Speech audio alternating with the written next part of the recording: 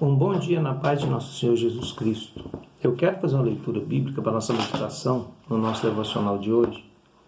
Eu continuo na mesma leitura.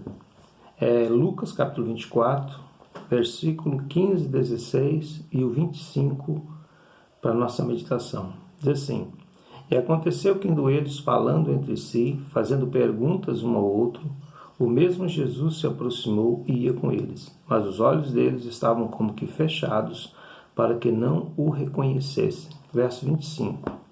E ele lhes disse: Ó nécios e tardos de coração para crer tudo o que os profetas disseram. Eu falei que existem coisas que fecham os nossos olhos e não nos deixam ver o que é espiritual e a realidade da vida espiritual. Eu quero mencionar aqui outra questão que cega os nossos olhos, é a incredulidade. Observe que no versículo 25, Jesus dá ênfase à incapacidade deles crerem, mesmo tendo informações. A palavra diz assim que eles têm informações, eles têm uma boa informação acerca de Cristo, só que eles não criam naquilo que Jesus havia falado para eles. Não foi só uma vez que Jesus falou para eles que ia morrer, que ia ressuscitar, e esses discípulos, eles conheciam isso. E às vezes nós temos muita informação, mas nós não temos a fé. E a fé, a falta de fé, ela cega os nossos olhos. Nós observamos na história da Bíblia Sagrada pessoas que foram destacadas por causa da sua fé. Observamos, por exemplo, Abraão. A fé leva a pessoa a dar o seu melhor para Deus. Quando nós não somos capazes de dar o nosso melhor para Deus, é porque na verdade nós não cremos em Deus. Abraão, ele foi convidado por Deus a ir à terra de Moriá. Deus lhe mostraria um monte onde ele deveria sacrificar o seu único filho. A expressão da Bíblia é muito clara quando Deus pede o único filho. Ele não pede, me dá um dos seus filhos. Não, eu quero que você sacrifique o seu único filho. O que Deus estava testando em Abraão e provando em Abraão era justamente se ele cria em Deus. A carta aos Hebreus, ela fala que Abraão, ele foi sacrificar o seu filho porque ele tinha certeza que, como Deus tinha feito uma promessa para ele, mesmo das cinzas, Deus devolveria o Isaac para ele e ele voltaria com ele para casa. A fé também é o elemento protetivo da nossa vida, porque ela nos protege. Se nós temos realmente a fé, ela nos serve de barreira e proteção. Lembremos da história de Daniel na cova dos leões. Houve um decreto e Daniel deveria deixar de buscar a Deus durante 30 dias, como todas as pessoas do reino.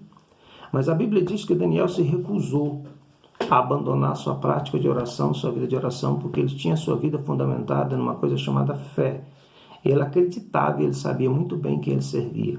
Ele tinha informação do seu Deus e ele também tinha fé naquelas informações que ele recebera.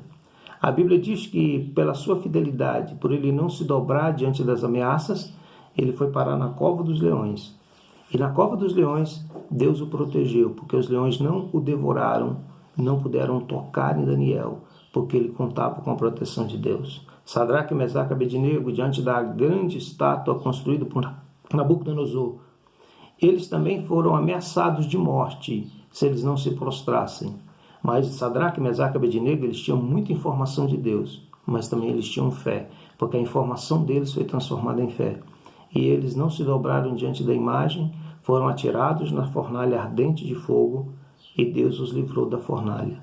Eu quero dizer para vocês que a nossa fé, ela nos leva a dar o melhor da nossa vida para Deus e ela também nos protege quando nós necessitamos de proteção. É muito importante nós pensar e nós analisarmos que não basta ter informação. Informação muita gente tem. O apóstolo São Paulo fala assim, olha, a mesma palavra que foi pregada para nós foi pregada aos outros, só que com uma diferença. Na nossa vida, essa palavra, ela foi recebida com fé. E na vida dos outros, faltou o elemento fé, para que eles fossem salvos. A Bíblia diz que a fé vem pelo ouvir, e o ouvir da palavra de Deus. Eu quero falar para vocês, nós temos pessoas hoje que estão cheios de informação.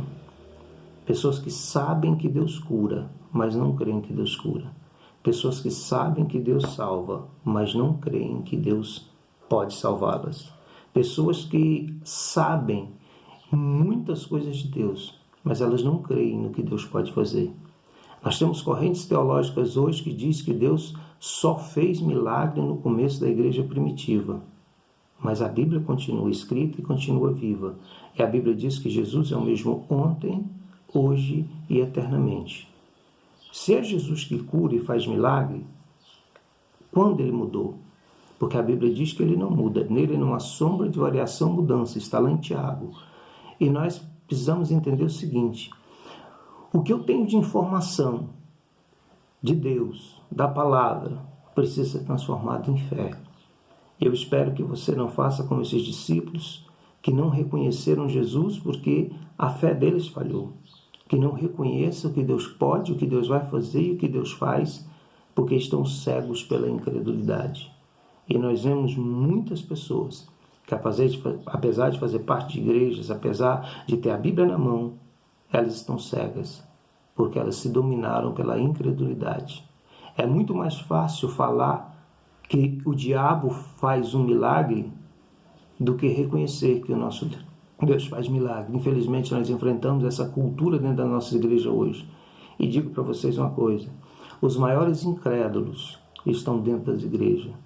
Os maiores incrédulos que existem estão apoiando a sua incredulidade num falso conhecimento das Escrituras. E nós não vamos conseguir vencer esse mundo, irmão, senão pela fé. A Bíblia diz que o meu justo viverá da fé. Tem muitas interpretações erradas desse texto, mas eu quero falar para você que nós vivemos pela fé.